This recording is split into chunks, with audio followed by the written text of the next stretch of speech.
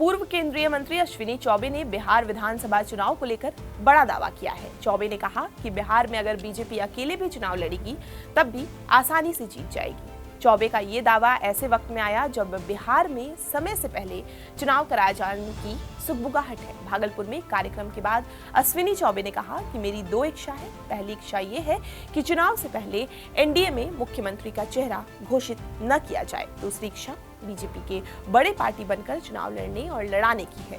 पहले बीजेपी अपने दम पर सरकार बनाए और फिर सहयोगियों को साथ लेकर चले। भारतीय जनता पार्टी मेरी स्वयं की इच्छा है और मैंने अपने नेतृत्व को भी बताया है कि भारतीय जनता पार्टी के नेतृत्व में एनडीए की सरकार बिहार में बननी चाहिए। हम पूर्ण बहुमत के साथ भारतीय जनता पार्टी अकेले अपने दम पर आए और एनडीए को भी, अपना सहयोगी दल को भी आगे बढ़ाए। ये हमारी मंशा है और उसके लिए हर कार्यकर्ता को अभी से लग जाना होगा और मैं इस काम को बखूबी करूंगा बिना किसी चाह का। और मुझे लगता है कि हम नीतीश जी को भी साथ लेके चल रहे थे, आज भी चल रहे हैं, आगे भी चलेंगे। आपका कौन होगा मुख्यमंत्री का चेहरा? भाई मुख्यमंत्री का चेहरा तो उस समय जब चुनाव होगा उसके बाद देखा जाएगा। अभी वो पार्टी तय करेगी, केंद्र का नेतृत्व तय करेंगे। पहले या बाद में क्या होगा वो केंद्र नेतृत्व तय करेगा, लेकिन पार्टी के संगठन को, पार्टी में आयातित माल जो है वो हमें कभी बर्दाश्त नहीं।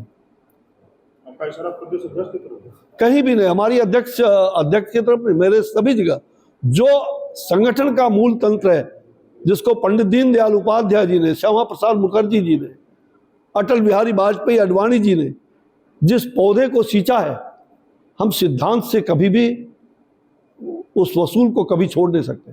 इसलिए अध्यक्ष के पद पर कभी भी किसी भी अध्यक्ष, चाहे वो जिला हो, राज्य हो, प्रदेश हो, केंद्र हो, उसमें निश्चित रूप से वो संगठन के मूल का होना चाहिए। चौबे के इस बयान पर जेडीयू ने भी पलटवार किया है। जेडीयू महासचिव संजय झा के मुताबिक बिहार में एनडीए का मतलब नीतीश कुमार ही है। चौबे के वार और जेडीयू के पलटवार के बीच बिहार के सियासी गलियारों में ये सवाल उठ रहा है कि क्या सच में बीजेपी जेडीयू से अलग होकर चुनाव लड़ सकती है? क्या बिहार में बीजेपी नीतीश कुमार की पार्टी जेडीयू को इग्नोर कर पाएगी? पिछले 20 साल से नीतीश कुमार बिहार के सेंटर में बने हुए हैं। 2005 के अक्टूबर में जब बिहार विधानसभा के चुनाव हुए तो इस चुनाव में जेडीयू और बीजेपी मिलकर लड़ी। चुनाव के जब नतीजे आए तो जेडीयू को 88 और बीजेपी को 55 सीटों पर जीत मिली। इस चुनाव में जेडीयू का वोट प्रतिशत 20.46% था। 2010 के चुनाव में भी दोनों दल साथ उतरी, चेहरा नीतीश कुमार ही थे, जिसका रिजल्ट भी देखने को मिला। इस चुनाव में जेडीयू को 115 तो बीजेपी को 91 सीट पर जीत मिली। जेडीयू के वोट प्रतिशत में 2% का इजाफा हुआ, वहीं बीजेपी के वोट प्रतिशत में मामूली बढ़त देखने को मिली।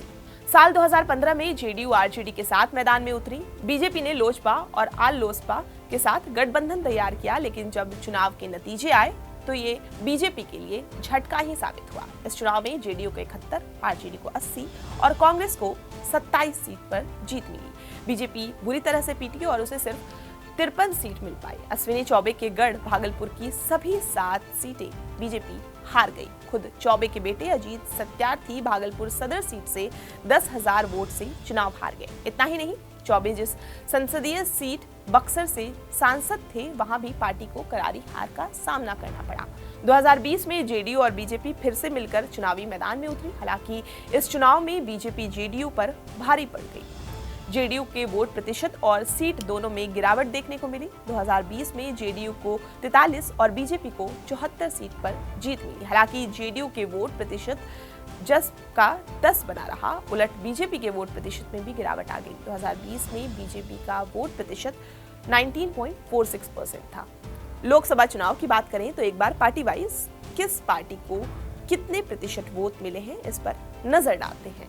2019 में बीजेपी का वोटिंग परसेंट था 24.1%, जो 2024 के चुनाव में घटकर 20.52% हो गया है। जेडीयू की बात करें तो 2019 में 22.3% वोट घटकर 18.52 हो गया है। वहीं आरजेडी के वोटिंग परसेंट में करीब 7% का इजाफा हुआ। 15.5% वोट बढ़कर 22.14% आरजेडी के खाते में गया। कांग्रेस के भी वोट में साल 2024 में बढ़ोतरी हुई है। 7.9 से बढ़कर ये 9.20% वोट कांग्रेस को मिला है। एलजेपीआर का वोटिंग परसेंट घटा है, जो 7.8 से घटकर 6.47 हुआ है। खैर, 2024 के चुनाव में बीजेपी को अकेले दम पर लोकसभा में बहुमत नहीं मिल पाया। एनडीए दलों के समर्थन के आधार पर ही तीसरी बार मोदी सरकार का गठन हुआ।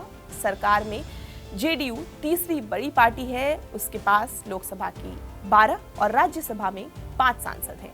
केंद्रीय कैबिनेट में जेडीयू के कोटे से 2 मंत्री बनाए गए। केंद्र में सरकार गठन के तुरंत बाद बीजेपी विधायक दल के नेता सम्राट चौधरी ने नीतीश कुमार के लीडरशिप में चुनाव लड़ने का ऐलान किया था। ऐसे में इस बात की संभावना कम दिख रही है कि बीजेपी जेडीयू को सीधे तौर पर फिलहाल इग्नोर कर पाए।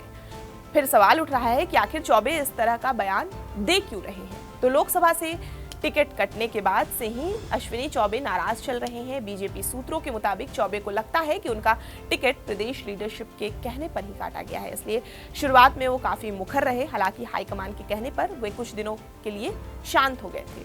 वर्तमान में सम्राट चौधरी बीजेपी के प्रदेश अध्यक्ष और विधानमंडल दल के नेता हैं। चौबे ने नीतीश के साथ ही उन्हें भी लपेटा है। जानकारों का कहना है कि चौबे जब तक राजनीतिक रूप से कहीं स्थापित नहीं हो जाते, तब तक वे इसी तरह के बयान दे सकते हैं।